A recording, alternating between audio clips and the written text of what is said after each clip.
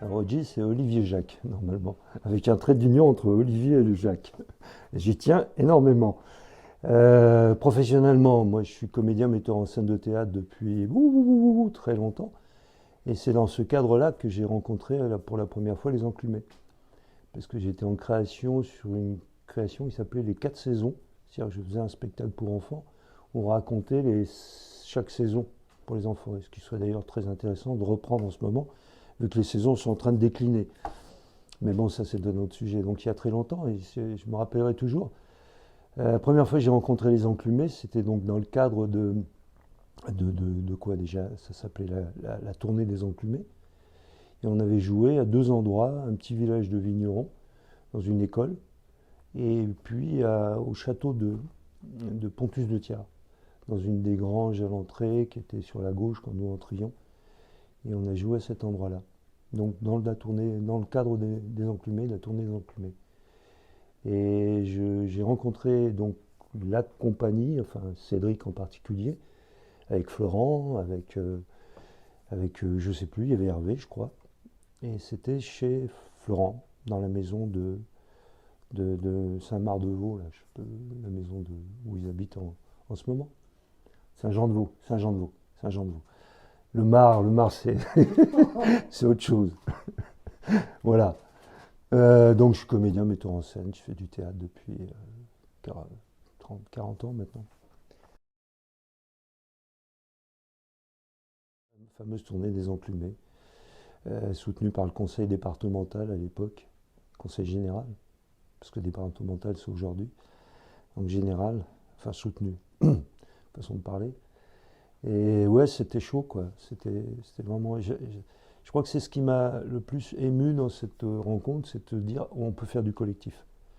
C'est ce qui nous amènera à parler après du Badland, puisque maintenant on a des liens un peu plus proches, mais on est resté après longtemps éloigné, entre guillemets, artistiquement.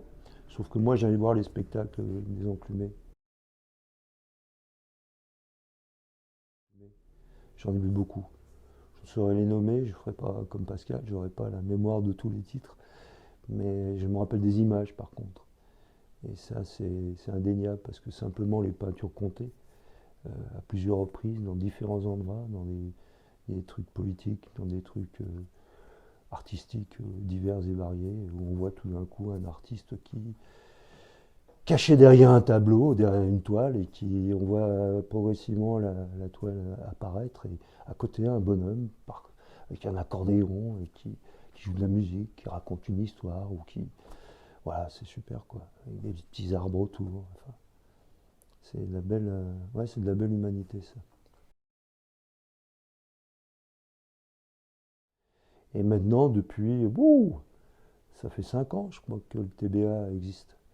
Et donc depuis 5 ans, puisque comme l'a dit juste précisément, juste avant Pascal, nous sommes voisins, et que les Morillonnants, dont je fais aussi partie, euh, collaborent, j'aime pas le mot collaborer, mais agit. Ça fait 2 ans maintenant qu'il y a eu un concert à Morée en lien avec le Barnum.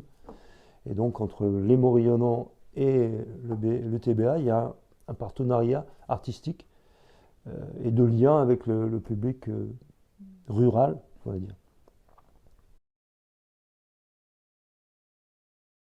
J'étais en création avec un camarade, Gilbert, sur un texte de Sarraute, pour un oui ou pour un non. Gilbert Chette, que tout le monde connaît, je crois, sur le département. Enfin, beaucoup de gens connaissent. Et nous devions jouer au TBA, donc au mois d'avril, je crois. Malheureusement, on a fait notre création en février et Gilbert a fait une rechute d'un cancer. Et je ne pouvais pas laisser sous silence cette présence qui devait avoir lieu.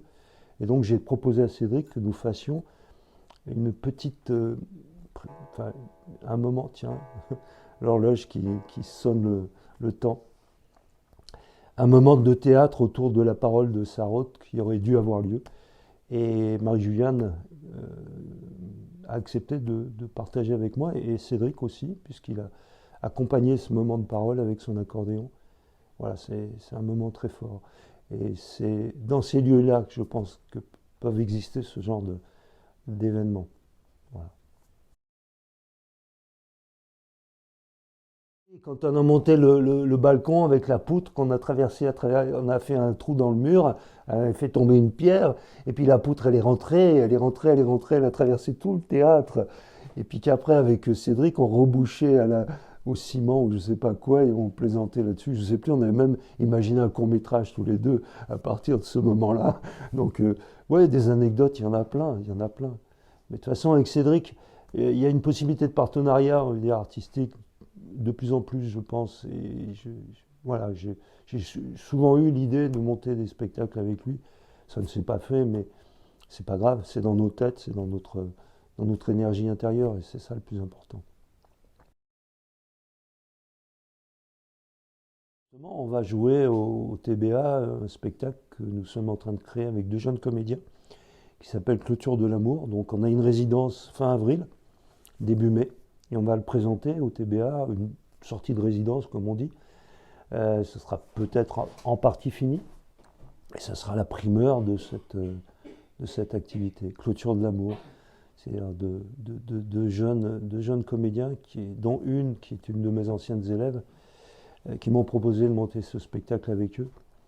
Et voilà, et ces deux jeunes de 22 ans qui jouent la rupture amoureuse. On pourrait croire que ça ne touche que des personnes plus âgées, mais non.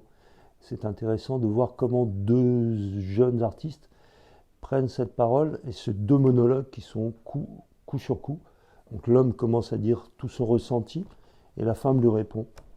Voilà, c'est une pièce qui a été écrite par monsieur Pascal Rambert et qui a été écrite pour deux comédiens adultes d'une cinquantaine d'années, dont l'homme étant Stanislas Nordet, que moi je connais particulièrement puisque je l'ai eu comme prof quand il était au conservatoire, il y a très longtemps de ça, parce que lui avait 20 ans et moi j'en avais 30, donc voilà, ça aussi c'est une sorte de regroupement des choses, quoi.